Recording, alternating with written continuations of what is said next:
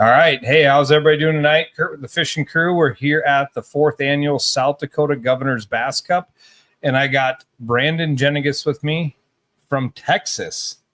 So I met you earlier, and I'm like, I got to get this story recorded because I thought it was pretty interesting.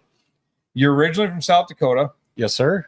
Hot Springs, right? Yes, sir. So you guys, you were up here last year fishing the week. Give me how you found out about the Governor's Bass Cup and being from South Dakota, but you've lived all over. Now you're in Texas. Give me kind of how. So June 5th, it'll be 30 years ago, I transplanted to Texas with a career.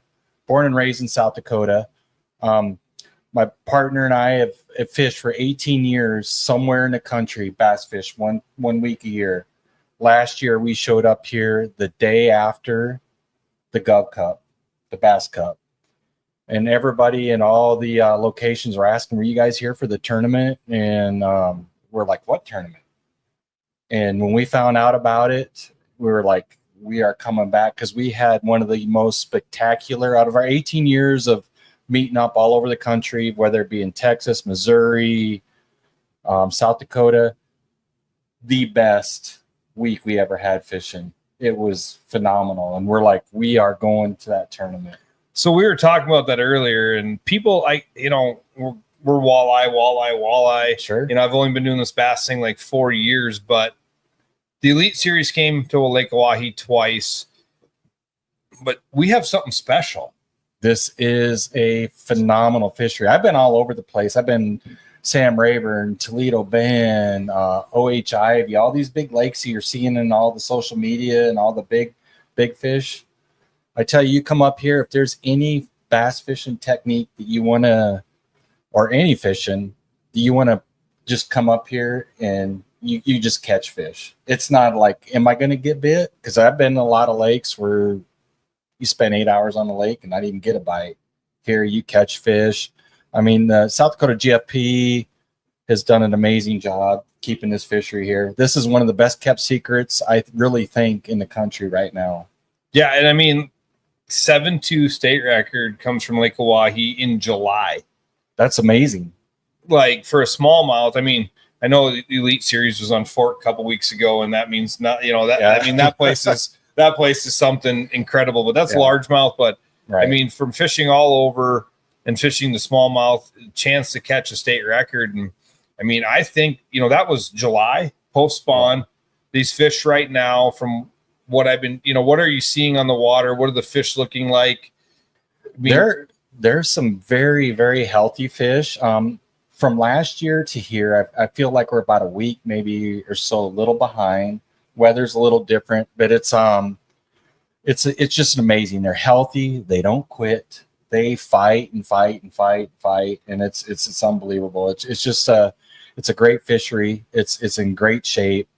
Water's a little low. I hate to see that, but I tell you what, if this thing fills back up a year or two after it fills up, you better hold on. And people don't like me for saying this, but I would take it about 10 to 15 feet lower for 3 years, grow that vegetation up on the shoreline, get that kochia, get that Russian olive growing, get all that things growing back up, and this fishery is just going to absolutely explode. You are spot on. It's just for all the fry, everything. It just they have a place to hide and do it.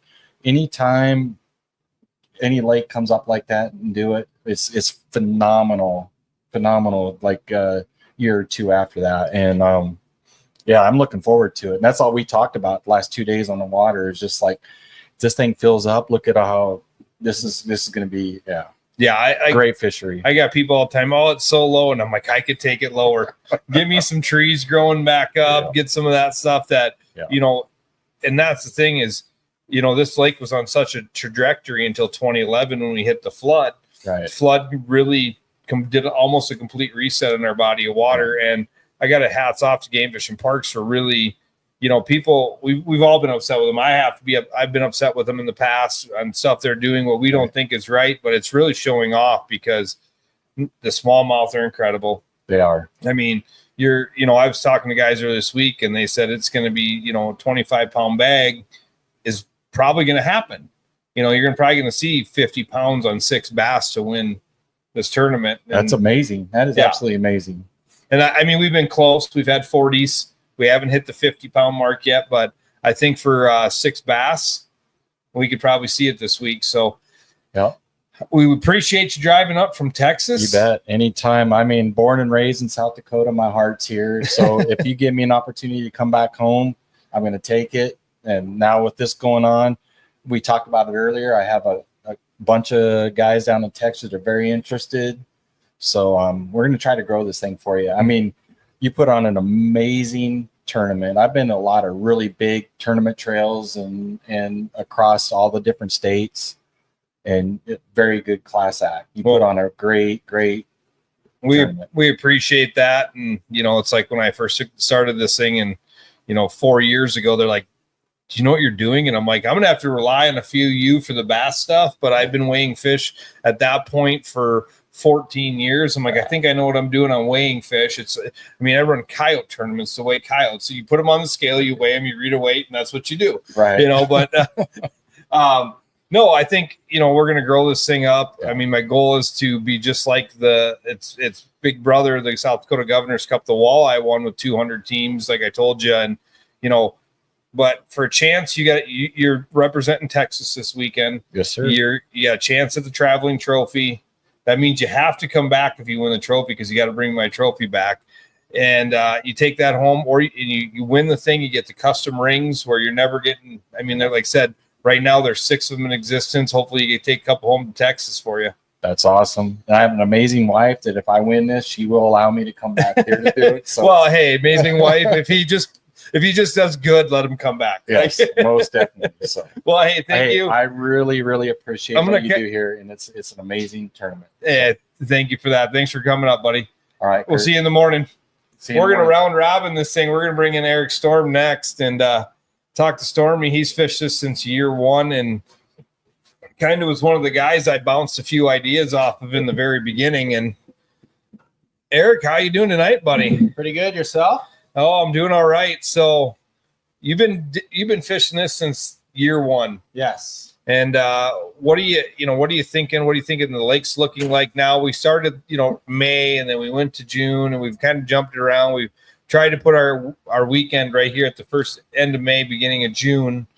The first Saturday, or first weekend of June is kind of what I'm trying to put this thing. So what are you thinking, like, the fishing's going to look like? So, like, right now, the fishing is one of the best it's going to be of the year. The fish are just starting to come up to spawn. There's a lot of pre-spawns. There's some spawn. Not too many of them I don't think have really spawned. Years prior, we had this tournament a little earlier in May. But I think you made the right call and moved it to the first weekend in June because it's lights out.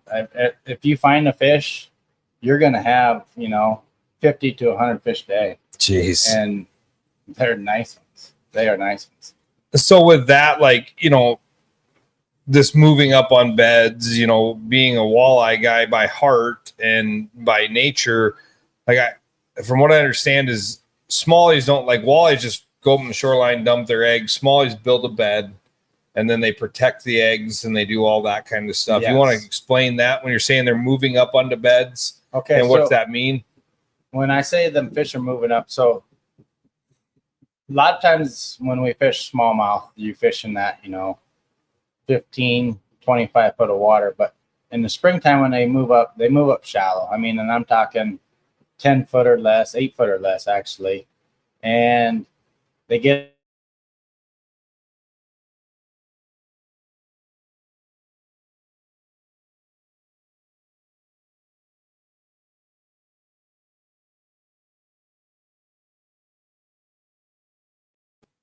Oh, there we are. All right. Hope we're still there. They move shallow. They're very aggressive. They're very aggressive. Easier to catch. They're usually, you never know if you're going to catch the male, female. But this time of year, I mean, it's anything you want to do. So you want to throw a big swim bait. You want to throw finesse, drop shot, anything you want to do, you got it. So do you think there's a potential to break the state record this weekend? Oh, absolutely. I think every time you fish Lake Oahe, there is a chance. And springtime, I mean, that's usually when you catch the big fish. There's a very good chance to catch state record. I think this week we're going to have a chance at, 2 days of fishing, you're going to have over 50 pounds of weight. I believe. So you think it's going to take over 50 to win the thing? Yes, I do. I know on Wednesday night's podcast, Shane was chiming in saying it's going to be mega bags. Talking to a few of the guys saying they're biting and the fish are healthy. The 5-pounders are common. Yep. They're coming. So, and there's a lot of them. It don't matter. It's not just one part of the lake. You can run 80 miles. You can run 20 miles. You can fish right outside the boat ramp if you want. And there is potential. I think my goal is 25 pounds a day. I would like it to even be a little bigger, but that's what I'm shooting for. So you think there's a potential of bigger? Oh, yeah. Yeah. Think as a Bassmaster, say, think we can hit that dirty 30? With 6 fish, there is definitely a chance. Yeah. I would say that to stay in it, you're going to need at least 22 pounds the first day. If you don't have over 22, I think you're going to be too far behind to try and catch up. But I'm guessing between that 22 to 27 is going to be leading the first day. Jeez. There is a chance of 30, but I'm thinking a big bag will be 27. Well, we got some really great South Dakota sticks in this thing. We got some guys. We got North Carolina. We got Oklahoma. We got Texas. Your partner's from Wyoming. Yep. I don't know how you drew the short straw to fish with him, but Joe's a good guy. I love him to death. But these guys from out of state that have never been here, they're all, or the guys that are around here that say, "Oh, Oahe's scary. Oahe's big." Like, what do you have to say to people like that? Like, because like you said, you can fish it right outside the boat ramp. You can run 80 miles. You can run 20 miles. Like, yes. They're there. And especially this time of year, it's not. Forward-facing sonar has really changed the game a lot. So it sure makes it a lot easier to find them. But this time of year, you don't even need that. You can just get yourself a good pair of polarized sunglasses, hit the bank, and if you find them in the springtime, if you want to come back in the fall or whatever, they're going to be kind of in that area. They're just going to be out deep. So with that, the first year I did this, one guy's like, "Can I use a flogger?" And I'm like, "Wait, I'll have to call you back. I don't even know what this is." And basically, it's like a thing you telescope. You look under the water with basically. Yeah. So when you guys are saying this, is you can actually pull into the shallows and see these fish going to beds. Yes. Lake Oahe has some of the cleanest water. You can find some dirty water, but I would say 75% of the lake is just beautiful, 5-foot visibility of water. Jeez. So we had a nice warm spring kind of, then we got super cold, or not super cold, but we got cold again. And now we've been steady for the last couple of days. Is that because I was really thinking these things wouldn't be on beds because they don't go to beds until the low 50s, correct? Yes. And it was, 2 weeks ago or a week ago, it was 44-degree water temp. I heard Wednesday night it was up to 51. Yeah. So you think they're making that transition right now? They're in the middle of that transition. I think we're right at it. They're coming up every day. You might catch one off a bed and you come back and there'll be another one sitting on it. Gee. And they're just making them. Last week, I wasn't up here last week, but I had some people up here and they didn't seem like they're really on the beds yet, but they're just showing up. Every day there's going to be more and more. Oh, can't wait to see the weigh-in. But before we get out of here, I want to talk a little bit about what you also do. You are part of the Bass Nation. Yep. And we were going to try to get you on the podcast, but we had another guy lined up a couple weeks ago. But tell me about your guys' youth stuff you guys do with Bass Nation. So I'm the South Dakota Bass Nation Youth Director. We just had our youth tournament on Lake Sharp, May 18th, I believe it was. We had 6 high school teams and only 2 junior teams this year, but that every kid, and the fishing was so good. The top 3 teams in the high school was like hundreds weight. I'd have to look up the results, but it was like 200s or maybe 2/10 or something like that. It was very, very close weight. All the parents and getting involved. It's a great event. It's such a fun one. There's some kids that they've never even fished before, and actually I had 2 walleye boats there, and he's like, I don't even know what I'm doing, but that was me last year. I couldn't make it this year. I was down there. Zach borrowed me his bass boat. I didn't know how to drive the thing. I put it in the water like the day before. I've never ran a gas pedal in a boat. He's like, oh, do this, this, and this. And I took off and we went into a wheelie. And then I got her laid down. And he didn't tell me that he didn't know, but there's a little power steering problem on it. Because it was like every time I barely let off the gas, it wants to turn sideways.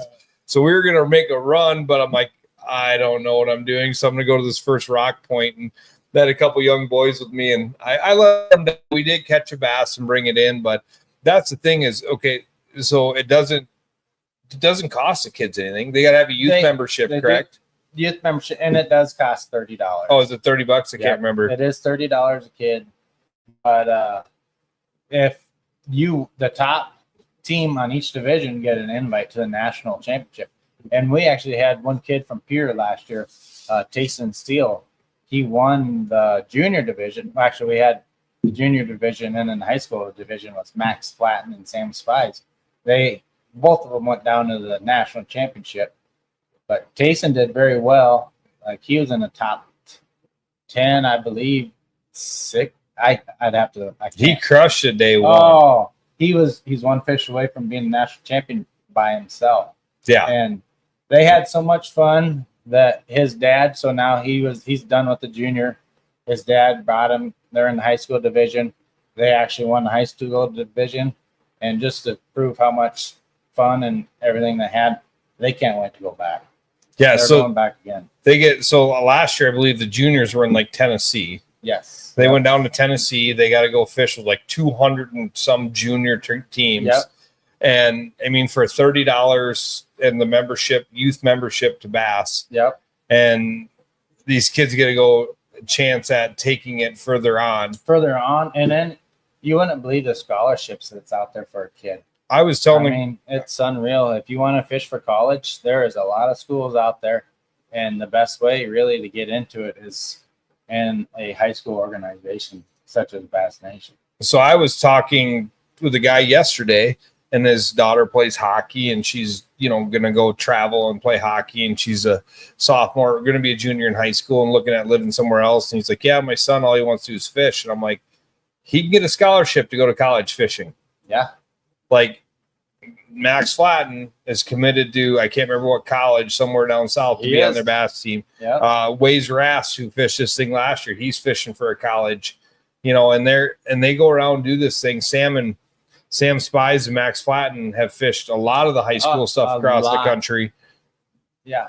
What they experience as a high school angler is unreal. And when they come out of high school after experiencing that, when I see them, they're on the same level as I am. I mean, they know what they're doing, and I mean they're not behind the 8 ball at all. I mean, they're up there.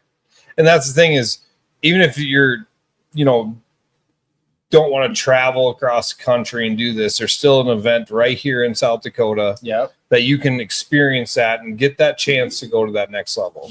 Absolutely. Yeah. Well, hey, we appreciate you for doing that, man. And we know what it takes to put these things on. And if you need any help from us, just let us know. And we appreciate you.